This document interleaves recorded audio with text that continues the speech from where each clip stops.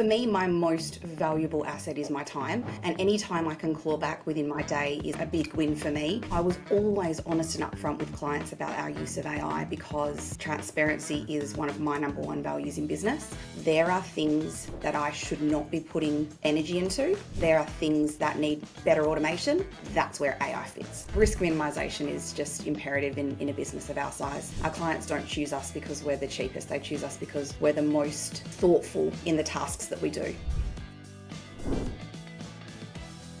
Welcome to another episode of Thought Leaders. I'm Samantha McLean, and today I'm chatting with someone who is starting to revolutionise how her business operates with AI. Kirstin Dunn is the licensee of Semple Property Group, which she co-founded from her dining room table in 2013, and it's grown into a $54 million sales operation. Kirstin's work has culminated in what I'm going to call the AI experiment method, an approach where strategic team selection and transparent value management have been successful in driving AI adoption in the group. At REWA's Innovate 2025 event, Kirstin shared proven strategies that are transforming how her team is embracing technology, so I just knew that I had to get her on the podcast. In today's conversation, we'll unpack the spark behind her approach, dig into some of the practical tools that she's using, and explore her unique rules for managing experiments, which are all necessary when it comes to using new tools like AI.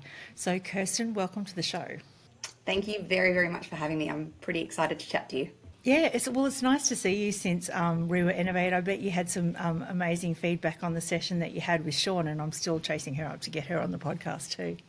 Yeah, I did. I had a lot of great feedback, a lot of new connections with people that I hadn't had conversations with, which is my favourite part of it. Meeting people and hearing about their real estate journey and definitely getting different perspectives on things is great. So a win all around for me. Yeah, amazing.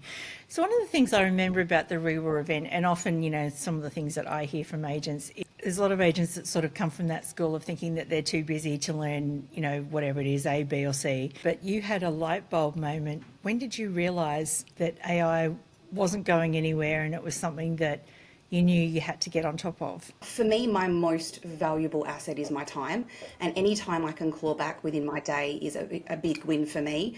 I am not here to sit at work from 7 until 7. Being busy is not something that I aspire to, and it is just something that, whilst didn't come naturally to me, I could see was going to save me time if I invested a small amount of time into it. Learning new things is scary for anyone. So I just had that it's going to give me some time back mentality, and absolutely has rewarded me in spades. So initially a little bit apprehensive, but I just knew it was inevitable. Get on board, otherwise it will move too quickly, and I'll be jumping in at the deep end opposed to when people are just starting to get involved. Yeah, amazing. Actually, that was going to be my next question, because you probably are one of the early adopters, or one of the earliest adopters that I've met. What sort of fears did you initially feel in shifting from, what might have been an established workflow in your business to using like relatively untested tools? I think getting the confidence of my team behind me was something that I was wary of. I was always honest and upfront with clients about our use of AI because transparency is one of my number one values in business.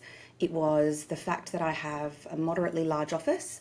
I have a great range of demographic with the people that I employ, and I very much believe that we all need to be on the same ship doing the same tasks the same way. It is not, everybody just runs their sales process or property management process how they want to. We work really hard on procedures, best practice procedures, risk management, risk minimization. So everyone had to be on board.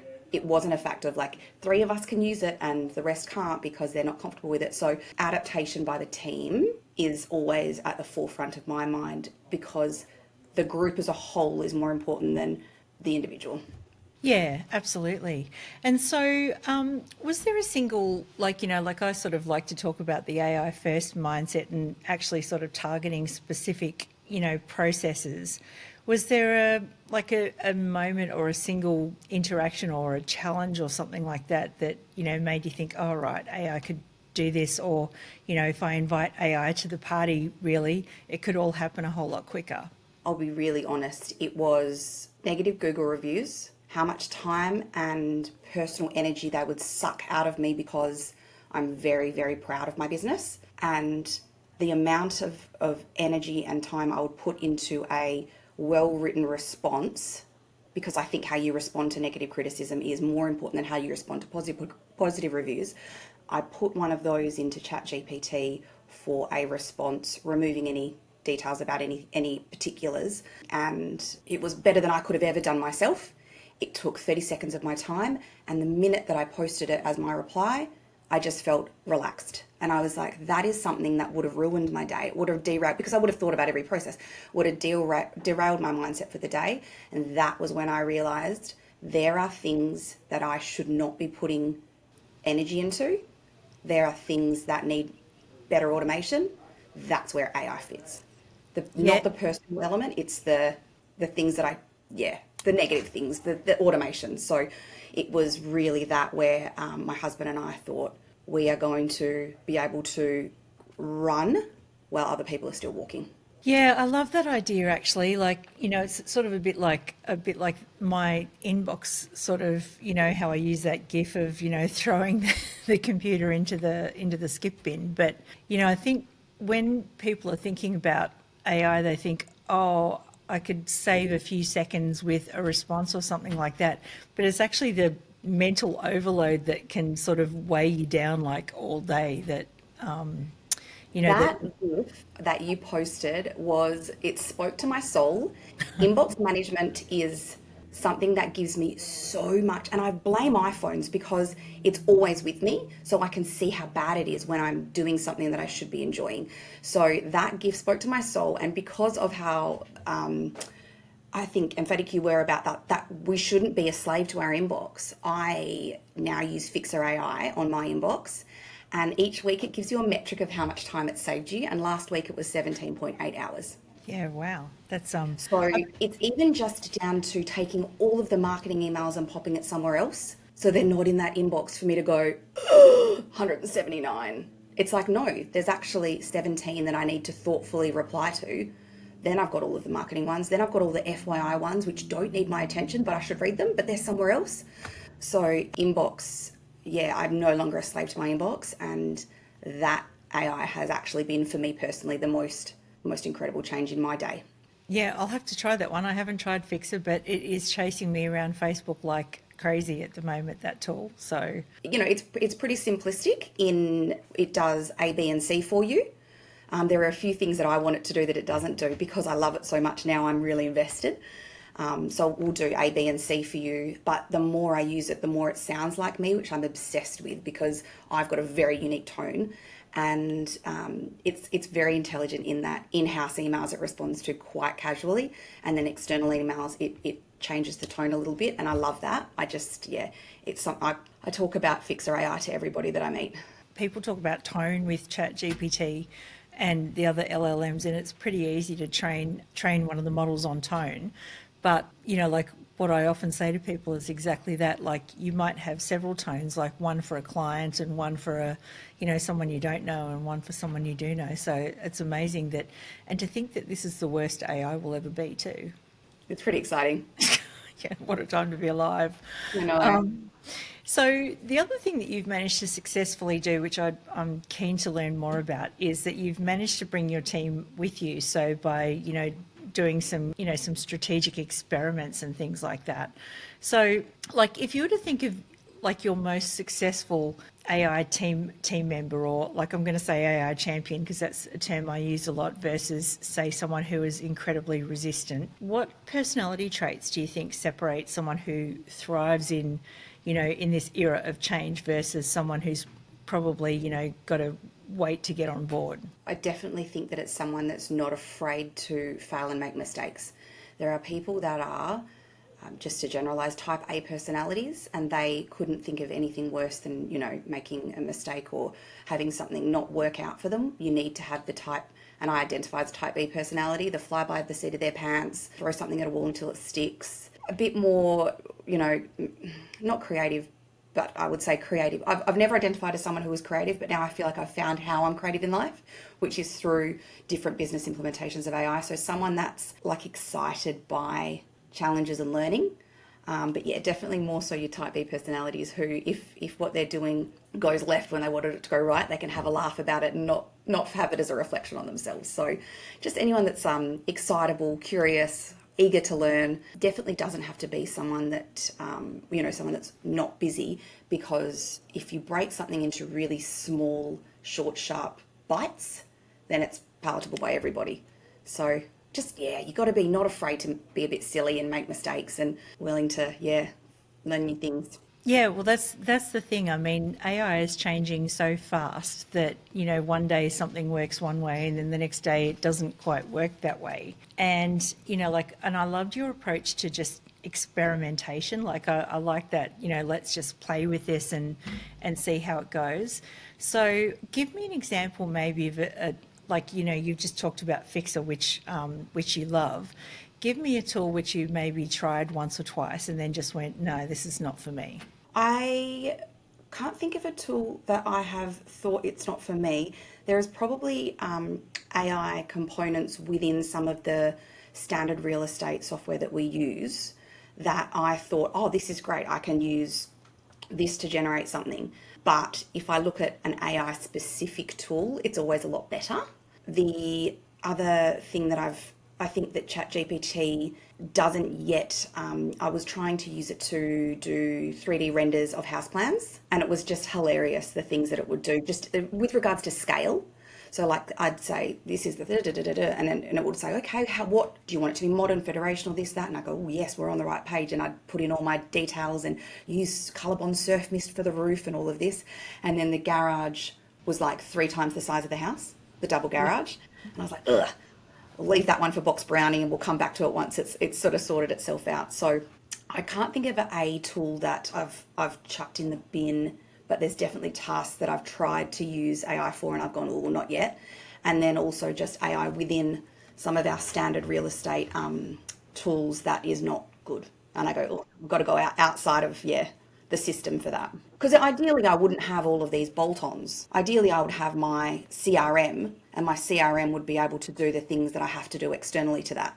Yeah, and you'd just be able to talk to your CRM through ChatGPT or Claude or something like that. Yeah, and then I wouldn't have this plus this plus this plus this. Because right now I've got all of it. I've got everything. If someone tries to sell me a tech product, please don't anyone try and sell me something. I'm like, yeah, I'll take it. So there's so many bolt-ons which like excite me, but also I'd love it to be that my CRM did everything that Rita did, everything that GoList did, everything that ChatGPT did, everything that Fyxer AI did, all in one space. Yeah. So tell me about GoList, because we didn't actually hear much about GoList at the conference, but as I understand, that's a new product that's come to market. Tell me what that does. So we get appraisal requests, property management and sales appraisal requests via Facebook, Instagram, WhatsApp, text message, email, realestate.com.au, Rita, our own website inquiry. I can keep on going. I could keep on going and going. Direct email. They're all sent to us in all of these different ways. And what GoList does is it amalgamates the appraisal requests in one spot. Then it uses AI to assign it to the best salesperson or property management BDM. Then it goes one step further and it allows, you'll accept your lead, then it will phone the client and it will note take the conversation and it will upload those notes into the CRM so that there is a paper trail of what's been done. It will also then track the conversions. Did you get that one? Did you lose that one? If you lost that one, what was the reason? It tracks salespeople's metrics with regards to the time it takes for them to contact a client. I mean, we are still, like I had a meeting this morning with the team and there are some things that I'm like, it'd be good if it could do blah. And they're like, yeah, let's like look at that. So it's still got lots of moving parts, but we're a pretty decent sized real estate office. For all of my leads to come into one spot so that we can really look at where our leads are coming from as a whole, you know, who's converting the most, who's contacting them the fastest. It will enable us to convert more business. And analytics is just another area of real estate that's so underrated and interesting. So it gives me lots of data to play with. And I love that it note takes because it's just another time save. Yeah, I love that too, because, you know, once you've got the notes, you can do so many things with them. I also love that, what you just said about, you know, working out where your leads are coming from, because I think that, you know, if everyone could track their leads and then sort of double down on their best sources of leads, and then learn to convert better, that's almost half, well, that's three quarters of the battle, I think. Absolutely. Yep. Yeah. So that's Go List. Are there any other tools or platforms that you just can't live without right now? I love Rita. I am a data queen. I have a database of 89,000 clients. That's across my whole office, so not me exclusively. It's regularly washed and making sure that it's accurate and up to date, and owners are still the owners of the same properties. There's no way that my team could communicate with that many people effectively on a regular basis to be their first port of call. Brand awareness is really important to me, so I want sort of when someone's talking about getting a sales appraisal, they go, oh, Semple does loads, you should call them. That's my priority. So even if that person's not selling, I want them to have been contacted by my office no less than 4 times per year to ensure that we're still top of mind. So for me, Rita and the changes in Rita's AI to respond to people's tricky questions, I love it so much. Yeah, very, very seamless. I don't think I can fault it. Yeah, amazing. Do you have like a favourite AI prompt other than the Google stuff that you have used a lot or all the time? Like, what is your favourite go-to with ChatGPT? I use it so much that I can't. I mean, the other day I dropped in a zip file of property images and I said, scan these images for any features or positive elements that a buyer might look for and put them in a dot pointed list. I'm very big on my sales advertisements, double the length of someone else's, because I want the buyer to see every single thing. And then they'll assume this house has this much, that house has that much, but it's just because I like a lot of detail. And just dropping the photos straight in and it picking up things that I maybe hadn't seen, I thought was super, super cool and time saving.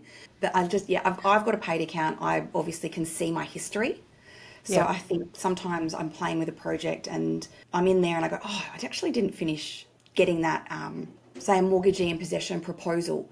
Check this document and ensure that I am answering all of these questions thoroughly, accurately, and I haven't missed any detail to try and convert this.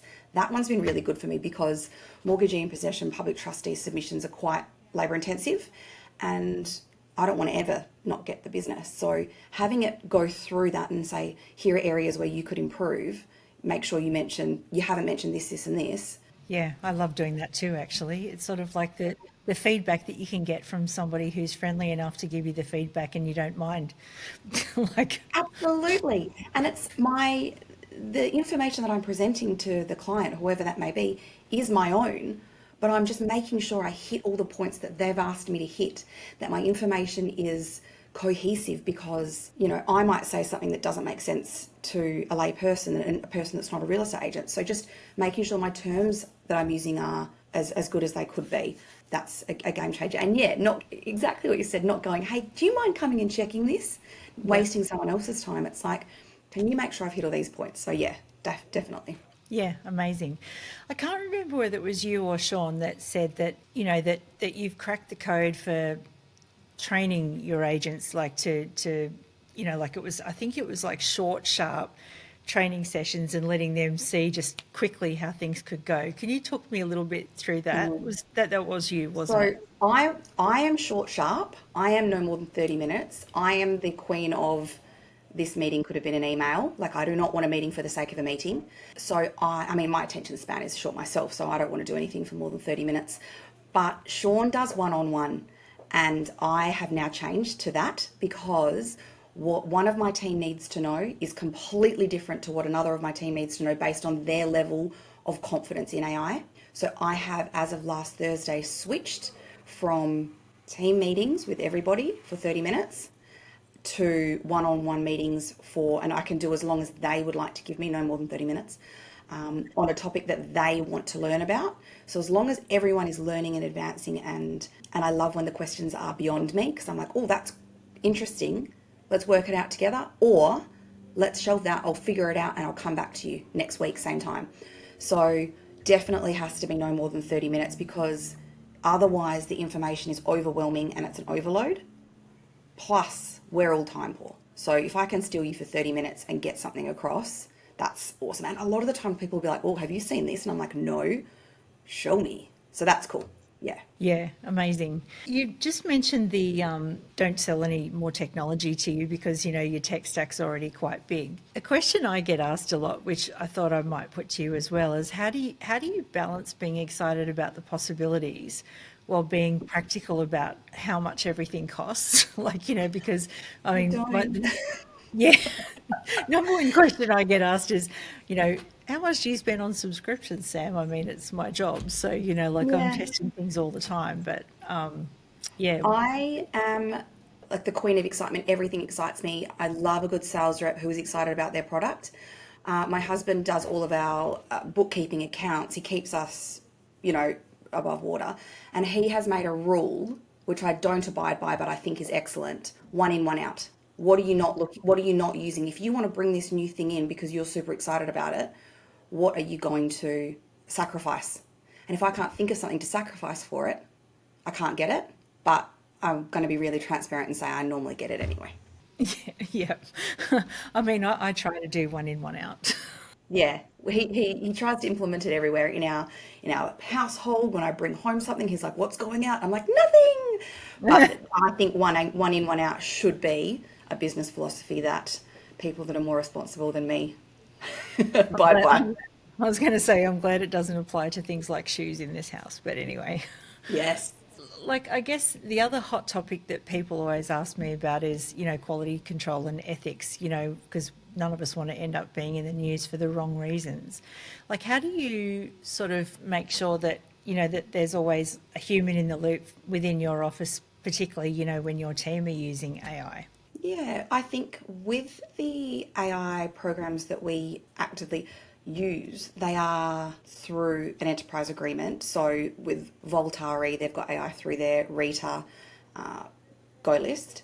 And then with ChatGPT, I've explained that we're not putting client data in there. We're not dropping a spreadsheet in there and asking it to mail merge. We are using that to do certain tasks for things that are going to be publicly available. So if you're putting something on the internet, you can check it through AI because it's going to be on the internet anyway. We have to always work within the Privacy Act, within our code of conduct. Everything that gets produced in AI has to be checked against a seller's disclosure statement or with the seller directly, ideally both. So no one wants to be in trouble with DMIAs. We're pretty rigorous in the amount of people that look at something before it goes out to make sure that there's nothing that's going to get us into trouble. Risk minimization is just imperative in a business of our size. Our clients don't choose us because we're the cheapest. They choose us because we're the most thoughtful in the tasks that we do. So it's about education and it's about explaining that, yeah, we've got to make sure that we are ticking the requirement boxes of our own industry before we're throwing something into ChatGPT. Yeah, absolutely. What's your client's reaction to your using AI? Have you had anyone say, "Oh, great job," or "Oh, not too sure about it"? Like, what's the general reaction out there?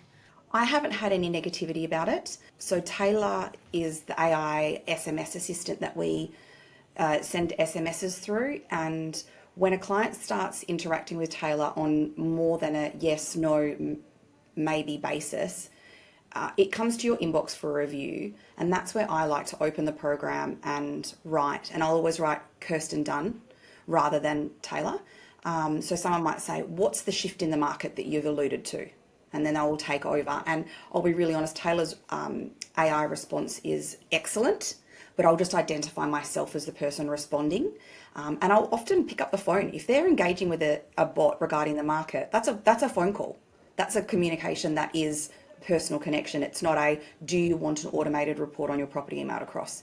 It's a personal, and that I think is just another massive bonus that we use AI to engage with our clients. We do it with our buyers as well to ensure that we're hitting as many people as we can to get the right people, talking to our staff. So in a market that's as buoyant as it is in Perth right now, the vendors love it. They love that I can log into ActivePipe and show them how many of our buyers from our gigantic buyers database are opening their email. And then we call the ones that have opened it 5 times because we can't call 4,000 people, but you know what? We can call 20 people that have opened it more than once. So you can tell when I start talking about it, I get really excited.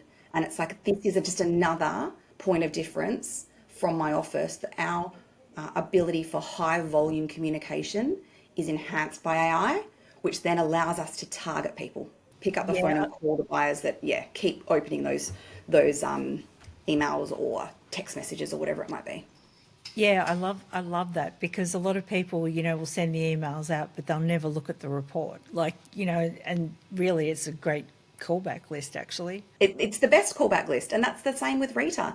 It's creating you a callback list because it's creating a group of people who want to engage about real estate. It's a warm call, not a cold call. Yeah. And the amount of time that it has freed up for me I'll be really honest, I had stopped delivering my clients' gifts and was having someone else deliver my clients' gifts. I do that now because I want to go and see them in their new home or their like the new home that they've moved into, and I want to sit with them and have a cup of tea because those connections are important to me. I often become friends with my clients, and I like to let them know, like, if anyone ever needs anything, if your daughter's in a rental and she feels that she needs advice on something, I'm your friend that you say, oh, call Kirstin and she'll chat to you about it.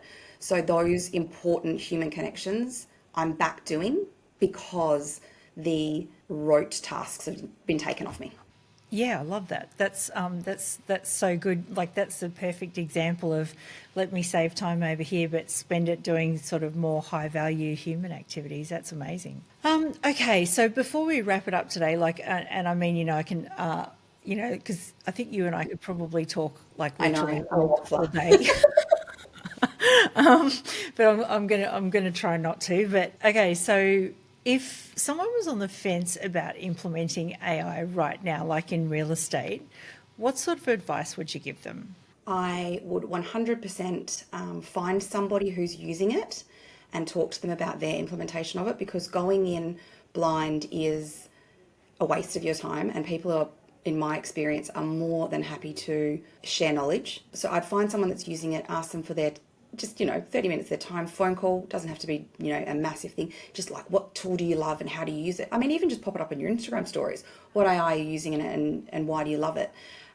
Choose a task that does not spark joy in your life and that you dislike, such as after home open buyer communication or email inbox management, which you and I both share a hate for. And find a tool that fixes a problem, and just start with one tool. Don't get them all. Like, I started with one, and then I was like, oh, I've got an appetite for this. This is a massive value add. And then once you've got one, become the absolute, like, don't just start it and then let it go. It's not set and forget. Become like super duper confident in every single working of it. Learn all of the ins and outs of it, the settings, make sure you know how to turn it off when you're on holidays, things like that. Don't just grab it. And then if you don't know it end to end, it will cause problems because you don't understand it end to end. So Rita, I think, is just, I'd like to think that I'm a real expert there. Whenever they say, hey, we've got a new ABC, do you want to hear about it? I'm like, absolutely, because it is tickety-boo. That would be my recommendation for anyone that's wanting, you have to have the data for it to be great. But yeah, Rita, I love, and I could do in my sleep, and I know everything about it. You can't set and forget with these things because they're, like you've mentioned, they're constantly evolving. But once you've got one under your belt and you know it, then go, all right, what's the next problem I'm going to solve, or what's the next time sucker that I'm going to eliminate? Yeah, great approach. Well, Kirstin, it's been amazing talking to you, and I'm really glad that I got this opportunity to sort of get you on the podcast so that other people can have a bit of a listen to some of the successes and some of the approaches that you've had. So thank you for coming on and sharing your knowledge. Thank you for asking. Yeah, it's amazing. We will have to talk forever next time I get back to WA too. I know, when you come back, you have to make sure you like carve out an afternoon for me. Yeah, absolutely, I will. But I always ask everyone this one last question who's on the podcast, and this is it. If there was one thing or one action that you'd like people to take as a result of listening to this episode today, what would it be? Yeah, it's not an AI action. It is to find a friend, find another real estate agent that doesn't work within your office, that doesn't work within your team, and invite them for a coffee to knowledge share, because the human element is the most important part of our business. So it's not to get a piece of AI, it's to find someone that's doing things there's people that I look at what they're doing and it just makes me smile, and I'm like, they're elevating our industry.